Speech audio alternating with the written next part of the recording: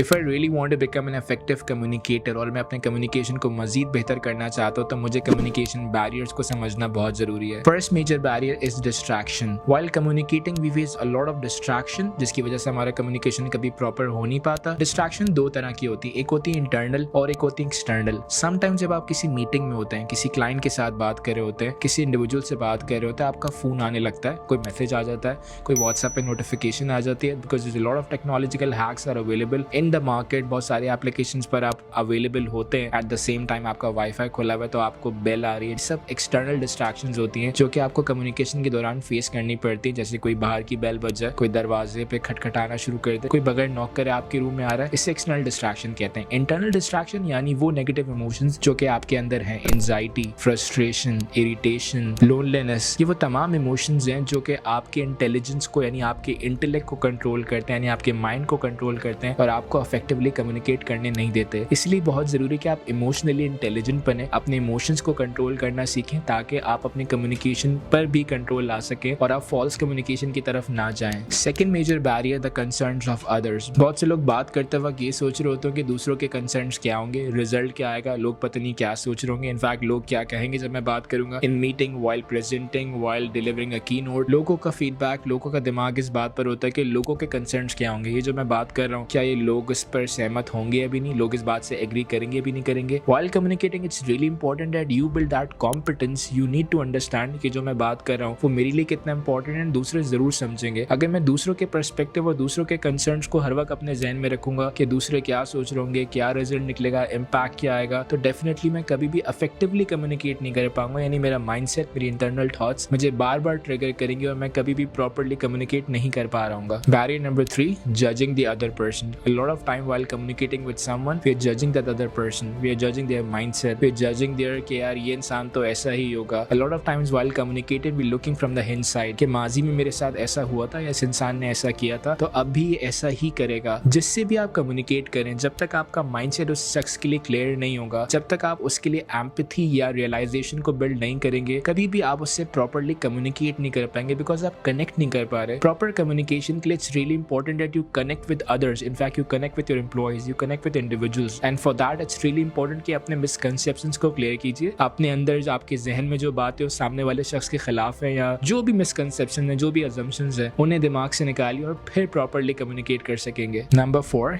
giving solution or unwanted advice. A lot of times while communicating we drag the communication, we drag the conversation. हम लंबी बातें करने लग जाते हैं, हम बिला वजह के एडवाइसेस देने लग जाते हैं, बिला वजह के सोल्यूशन देने लग जाते हैं। हम बात को लंबा कर रहे होते हैं बिकॉज हम समझ रहे हैं लोग एंजॉय कर रहे हैं, सामने वाला हमारी बात को सुन रहा है। In communication is really important कि आप सामने वाले के कंसर्न्स को जाने भी, उसकी नीड्स को अंडरस्टैंड करें, उसके इंटरेस्ट को अंडरस्टैंड करें और फिर बात करें। बहुत से लोग उन एडवाइसेस को दे रहे होते हैं जिनको सुनने की शायद उन्हें जरूरत ही नहीं है, शायद उन एडवाइसेस उन्हें चाहिए नहीं। फॉर एग्जाम्पल मैं बात करे जा रहा हूँ, सामने वाले का स्कोप ऑफ इंटरेस्ट ही नहीं है। While communicating it's really important you understand the need of communication, you set any objective के जो मैं बात कर रहा हूँ ये मैं कर क्यों रहा हूँ, क्या सामने वाले की नीड है भी या नहीं। A lot of people while communicating they are irrelevant, वो बातें कर रहे होते हैं जो कि irrelevant होती हैं, टॉपिक और कॉन्टेक्स्ट से लिंक नहीं कर रही होती, जिसकी वजह से उनका कम्युनिकेशन कभी भी इफेक्टिव नहीं हो पाता। Number 5, language. A lot of times while communicating you need to understand the language. जो ऑडियंस मेरे सामने है क्या वो लैंग्वेज को अंडरस्टैंड कर रही है, जो वोकैबुलरी आप इस्तेमाल कर रहे हैं, जिस कॉन्टेक्स्ट में आप बात कर रहे हैं उन बातों को, उन वर्ड्स को अंडरस्टैंड कर रही है, क्या आप बायलिंगुअल हैं या इंग्लिश में बात कर रहे हैं, उर्दू में बात कर रहे हैं। Language concerns are really important, you need to understand कि सामने वाला किस लैंग्वेज को अंडरस्टैंड करे। जस्ट लाइक मैं वीडियो बना रहा हूँ and I try to bilingual, मैं इंग्लिश में ही बात कर रहा हूँ, उर्दू में बात कर रहा हूँ, because I do have an audience जो कि शायद दोनों लैंग्वेजेस को अंडरस्टैंड करती है। अगर किसी और लैंग्वेज को अंडरस्टैंड करती तो शायद मुझे उस और लैंग्वेज में ही बात करने की जरूरत होती, बट एट द मोमेंट मेरे पास स्टैट्स अवेलेबल है कि मेरी वीडियोस किन रीजन्स में ज्यादा दिखी जा रही है, उन रीजन्स में मैं समझता हूँ इन लैंग्वेज का यूजेज ज्यादा है, तो मुझे बात करते हुए इन लैंग्वेज का ही यूज ज्यादा रखना है। It's because that will make my communication effective, और अगर मैं सही लैंग्वेज को यूज नहीं करूंगा तो ये एक बहुत बड़ा बैरियर है इफेक्टिव कम्युनिकेशन में। Another barrier, lack of time management. While communicating, it's really important to understand कि I need to be concise. मुझे बात को बहुत ज्यादा लंबा नहीं करना, मुझे concise टाइम में डिलीवर करना है। Just like TED Talks, आपके पास एक ऑफिशियल टाइम होता है कि 18 मिनट में, 20 मिनट पे। इनफैक्ट आपकी क्लाइंट के साथ मीटिंग है, 5 मिनट की मीटिंग है या 5 मिनट का कंसर्न है या 10 मिनट की आपने प्रेजेंटेशन देनी है, तो आपने कोशिश करना है आप 7 और 8 मिनट्स में उसको खत्म करें ताकि आप सवालात ले सके, ताकि आप क्वेरीज को हैंडल कर सके, नहीं आपने पूरे 10 मिनट बात करने में लगा दी और क्वेश्चंस नहीं ले, क्लाइंट की क्वेरीज या उसके कंसर्न्स को समझा नहीं. So lot of times while communicating they don't follow time, they don't realize कि टाइम मैनेजमेंट की इंपॉर्टेंस क्या है, और ये इनकी कम्युनिकेशन को कभी भी इफेक्टिव नहीं बना पा रहा होता. Last but not the least is lack of interest. It's really important while you communicating on any proper topic और any subject, it's really important कि आपका भी उस टॉपिक पर इंटरेस्ट हो, आपकी भी कमांड हो, आपकी भी कॉम्पिटेंस हो. अगर आप जिस बात को कर रहे हैं, अगर आप उस बात को खुद इंजॉय नहीं करेंगे तो देखने वाले या सुनने वाले या जिनसे भी आप बात करें वो भी उस बात को कभी भी इंजॉय नहीं कर पाएंगे. फॉर एग्जाम्पल, अगर आप किसी प्रोडक्ट की प्रेजेंटेशन भी दे रहे हैं तो उस प्रोडक्ट की कॉम्पिटेंस लेवल को, उसके इन गोज आउट गोज को समझना बहुत जरूरी है. एंड सबसे इंपॉर्टेंट, अपना इंटरेस्ट शो करना बहुत जरूरी है, एक्साइटमेंट को शो करना बहुत जरूरी है. Lot of people while communicating they show lack of interest, just like एक टीचर क्लास में पढ़ा रहा है और बहुत